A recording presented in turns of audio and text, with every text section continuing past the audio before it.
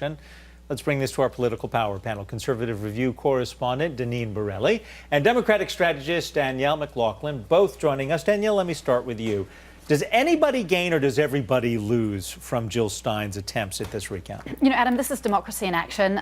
There is a right here to do these recounts, and it's not just these 3 states. We're seeing something in Florida. On Friday, a law firm crowdfunded a recount in Florida, looking to see what happened there. And frankly, Donald Trump, who through the campaign talked about the election being rigged, and most recently talking about these 3 million voters, some of his language actually have gone into that complaint. So I think you've got to be a little bit careful. I think he's reaping what he sowed. At the end of the day, this is December 13th. This will all be over. Right, the electors meet in their different states. There will be a transition of power, but this is democracy in action. Deneen, I mean, how do you respond to the fact that Donald Trump did say there were 3 million illegal votes?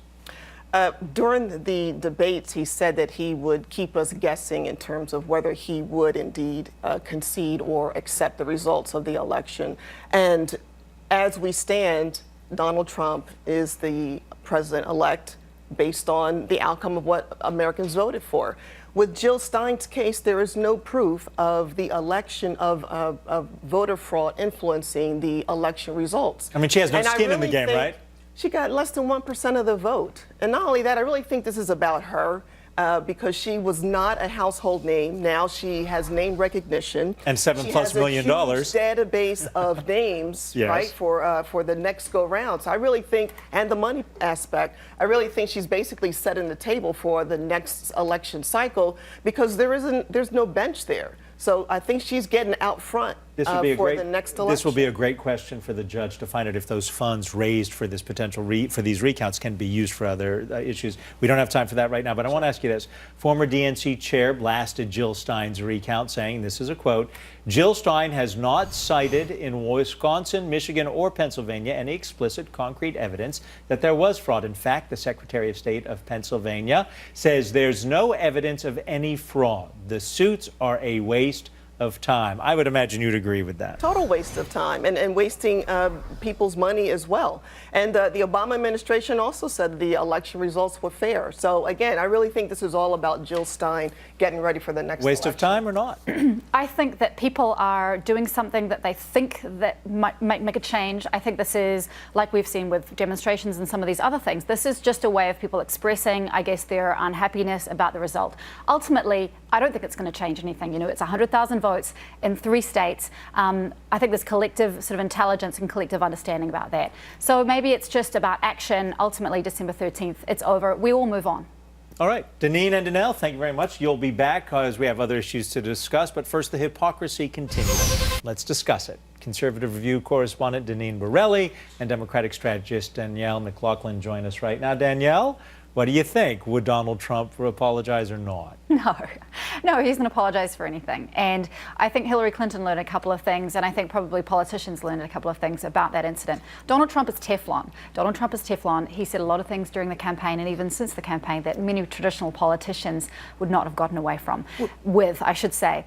Half was a big mistake. She walked it back, and the quote was truncated, meaning the rest of the context where she talked about folks who were Trump supporters, who felt like government had abandoned them, who felt like the economy had left them behind. She spoke to those people with empathy, but it was gone. And so there's a soundbite lesson there as well. Well, you're deplorable. You're a Trump supporter, Deneen. Let me ask you this.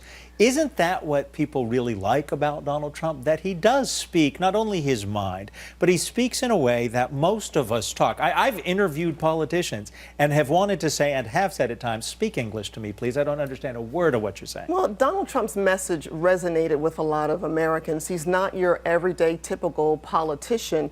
But not only that, he was on the work sites during a lot of construction projects with his workers. So he was able to relate to his employees, get to know them, understand where they came from, and understand, you know, they work hard, they're working for him. And I think he has more of a presence and personality with Americans than Hillary Clinton does. She does not relate to Americans, and this is the lesson that the left has not learned. Well, let me ask you this, because, you know, Hillary Clinton's camp blamed her laws, and we played this out last week, on white supremacists. Now blaming this on the deplorables comment.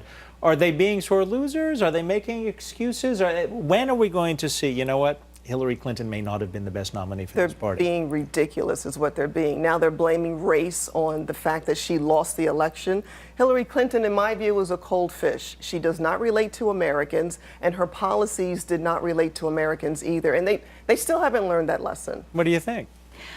Clinton did not have the charisma of her husband. She did not have the charisma, or whatever you want to call, of Donald Trump. Donald Trump was a once in 100 years kind of a phenomenon. He bested 17 Republican competitors, and then he bested her in a really and a completely unexpected result. So yes, I think there's a Hillary Clinton and there's a Hillary Clinton. She'd also faced, 3 decades of attacks, some deserved, some not. So she came to this election with an enormous amount of baggage. I want to, play a soundbite for you because people are talking about being sore losers. This is Kellyanne Conway responding to being called a sore winner.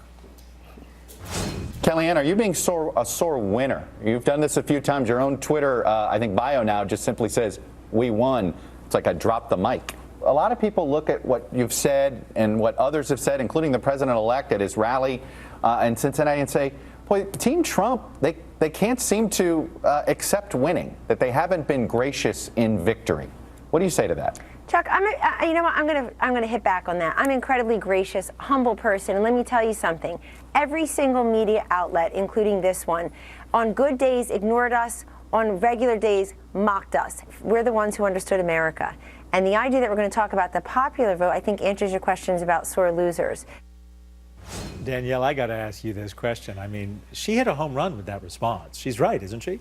No, I don't think she is right at all, actually. What? They ignored us. He got over $2 billion in free media, and then they mocked us. I mean, what they did was take a very non-traditional candidate who said some pretty outrageous things by any objective standard, and they looked into what he said, why he said it, and whether he should have said it. We're talking about Judge Curiel. We're talking about Trump University. I mean, these things happen, and they were objectively problematic. So I don't think it's mocking, and I was certainly not ignored. The media was totally in the pocket for Hillary Clinton, and for the left to say that those on the right are not gracious.